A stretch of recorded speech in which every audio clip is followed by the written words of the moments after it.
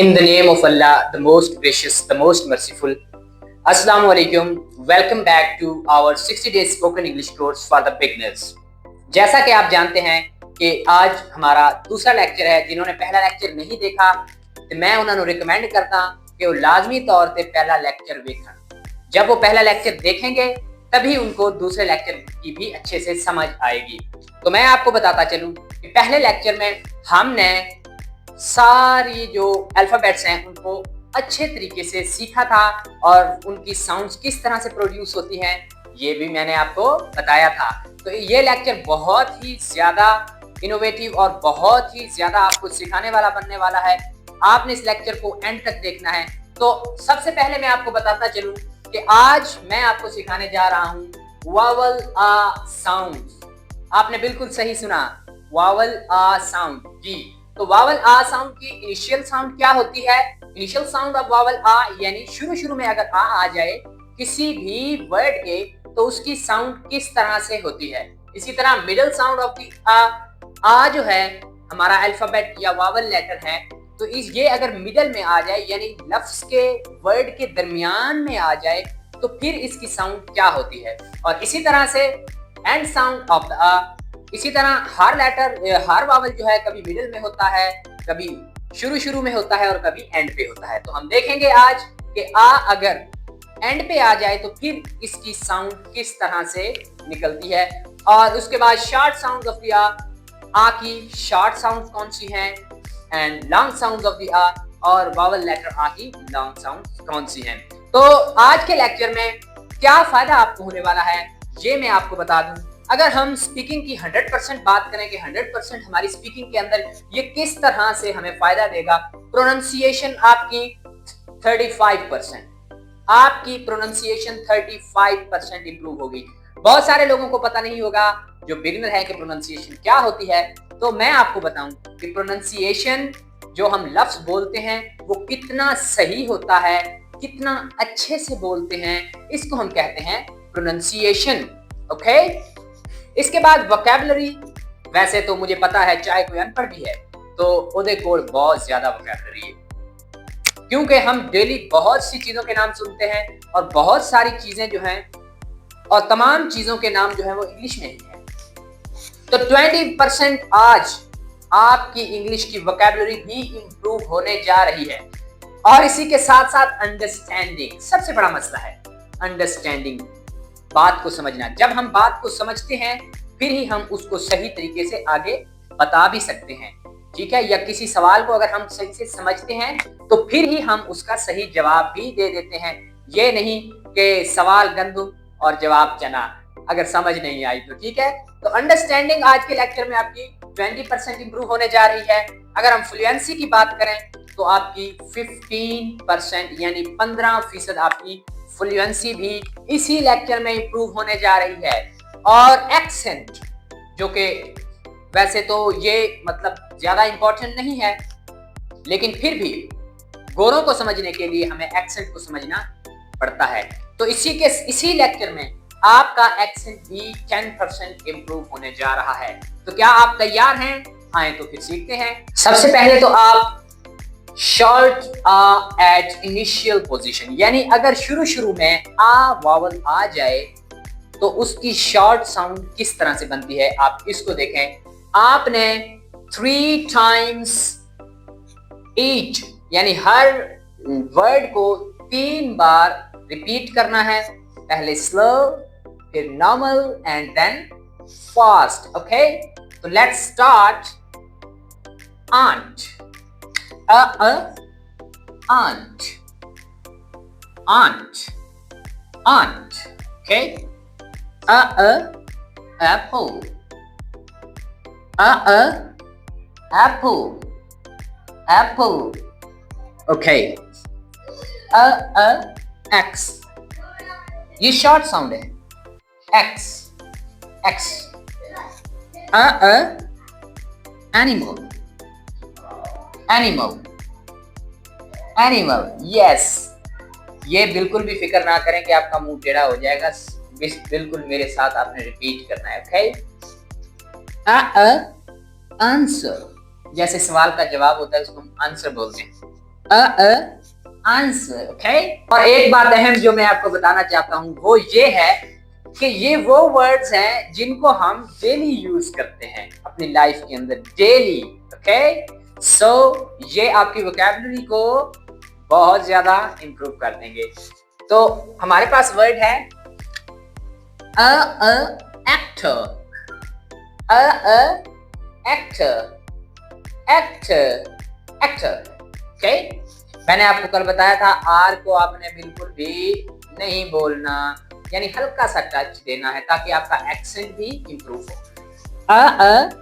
Ankle, ankle, ankle. Okay, accident, वही जो होते रहते हैं। एक्सीडेंट। एंग्री, यानी बहुत ज्यादा गुस्से में, मुझे तो गुस्सा भी नहीं करना आता, चलें खैर। Adult, adult. चलें, तो अब मैं आपको बताता हूं कि अगर वावल लेटर हमारा आ मिडिल में यानी दरमियान में आ जाए तो फिर उसकी साउंड किस तरह से निकलती है। और ये शॉर्ट साउंड होगी, यानी साउंड को लंबा बिल्कुल भी नहीं करना। जब पहले कॉन्सोनेंट हो, उसके बाद वावल लेटर हो और उसके बाद फिर कॉन्सोनेंट हो, तो फिर जो भी वावल लेटर हो, लेकिन यहां हम बात कर रहे हैं आ की, तो उसको लंबा नहीं करना, ठीक है। पहले अगर कॉन्सोनेंट लेटर हो, उसके बाद वावल लेटर हो और फिर कॉन्सोनेंट लेटर हो, तो हमने वावल लेटर की साउंड को लंबा नहीं करना, ठीक है। तो देखें इन वर्ड्स को किस तरह से पढ़ना है। इनिशियल साउंड है हमारी ख, ख ख कैट, ख ख कैट, कैट। 3 बार रिपीट करना है। म मैन, म मैन, म मैन। इसी तरह ब ये ब साउंड है, ब बैग, ब बैग। ख कैप, ख कैप। इसी तरह से ह हैंड, ह हैंड। ये साउंड ख ह ब, ठीक है। जब भी दरमियान में आ जाए तो उसको शॉर्ट रखना है, लंबा बिल्कुल भी नहीं करना। तो ख कैट, म मैन, ब बैग, ख कैप। इसी तरह से ह हैंड। अब इन वर्ड्स को देखें। म मैप, ठ टैक्स, स सैड, ह हैप्पी, फ फैमिली, ठीक है। तो म मैप, ठ टैक्स, वही जो गवर्नमेंट ने आजकल बहुत ज्यादा लगाया हुआ है, आवाम बेचारी बहुत परेशान है। आपने टैक्स से परेशान नहीं होना, ये जस्ट एक वर्ड है, ठीक है। टैक्स, स सैड। और अगर किसी बात की समझ ना आ रही हो तो सैड भी नहीं होना, ठीक है, यानी उदास बिल्कुल भी नहीं होना। हैप्पी, क्योंकि ये शुरुआत है तो आपने हैप्पी सीखना है, ठीक है। हैप्पी। ओके, मेरे साथ रिपीट करना है। फैमिली, फैमिली यानी अम्मी अब्बू भैन भरा सारे मिलके की बनती है फैमिली। आए तो अब शॉर्ट आ एंड पोजीशन पे अगर हो, यानी आस लेटर जो हमारा वावल लेटर है, अगर ये वर्ड के एंड पे हो तो इसकी साउंड किस तरह से होती है और शॉर्ट साउंड किस तरह से होती है। तो देखें जी,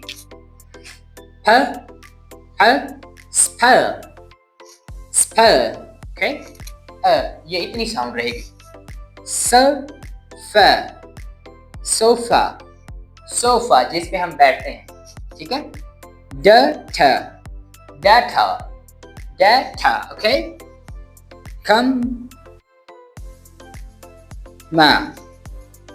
कॉमा, ओके। अब यहाँ पे ए की साउंड जो है ना, थोड़ी सी ए, इसको थोड़ा सा यहाँ पे तो लंबा करेंगे, लेकिन ये वाला ए जल्दी से बोलेंगे। एरिया जी। तो अब ये वर्ड्स देखें, बनाना, बनाना, बनाना, ठीक है, बिल्कुल, बनाना, ठीक है। बनाना खाया करें, ये मैदे के लिए बहुत ज्यादा जरूरी है, ठीक है, इससे एसिडिटी नहीं होती। चलें, कैमरा, कैमरा, यहाँ पे ई की साउंड हम नहीं निकालेंगे, बस कैमरा, ठीक है।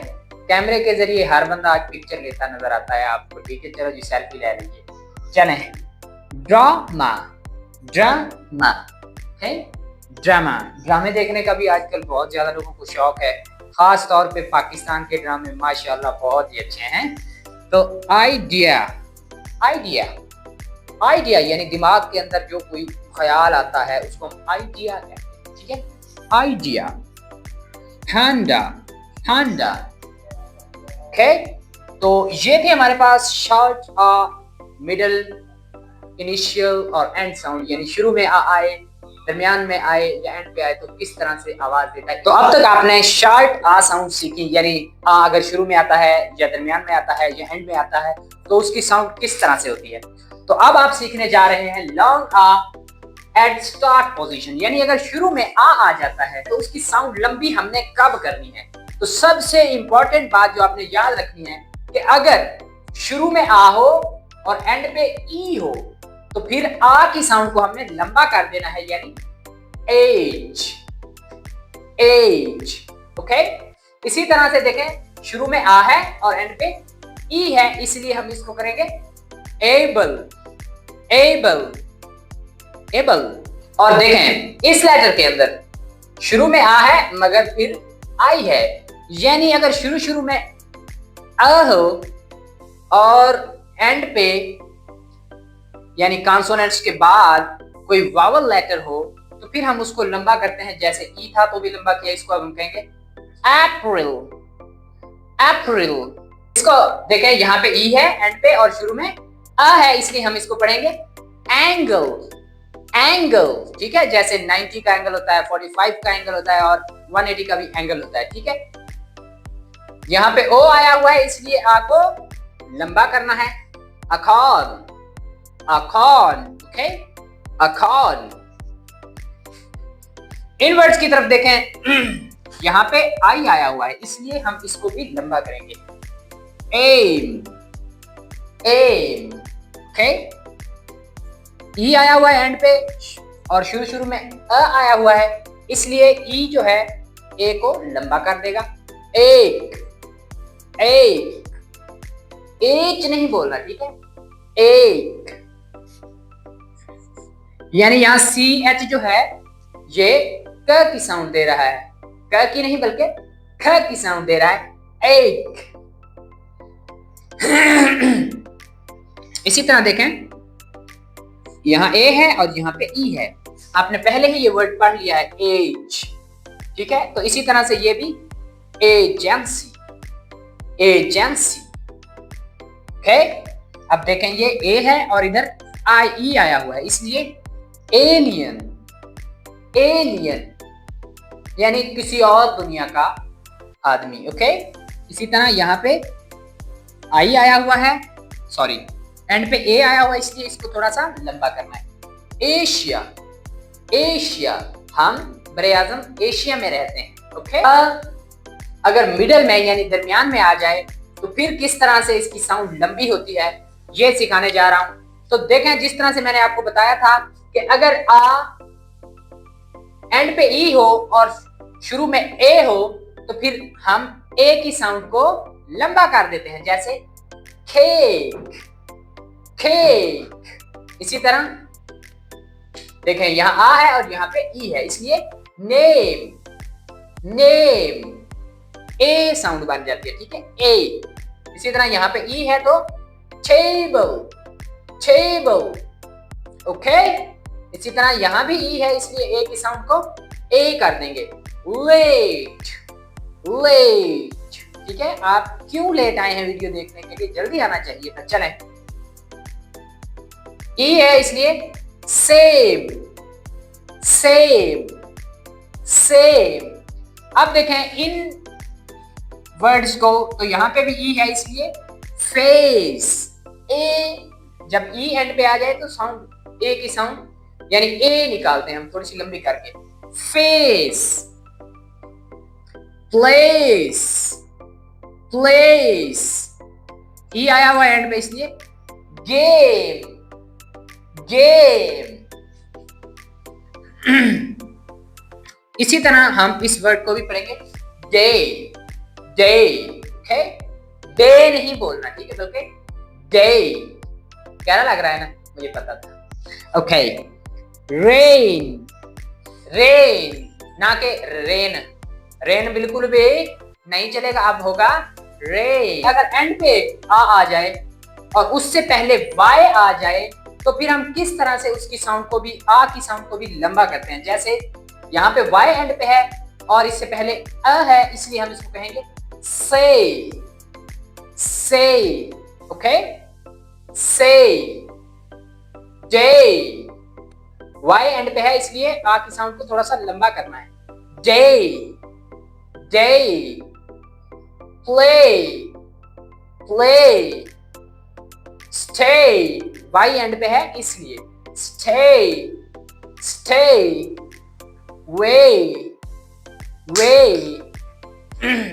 अब देखें इन वर्ड्स को थोड़ी तवज्जो से, यहाँ पे भी एंड पे वाई आ रहा है हर वर्ड के एंड पे, इसलिए हम ए की साउंड को थोड़ा सा लंबा करेंगे, फे, फे, ले, ले, रे, रे, इसी तरह प्रे, प्रे, मे, मे, मे।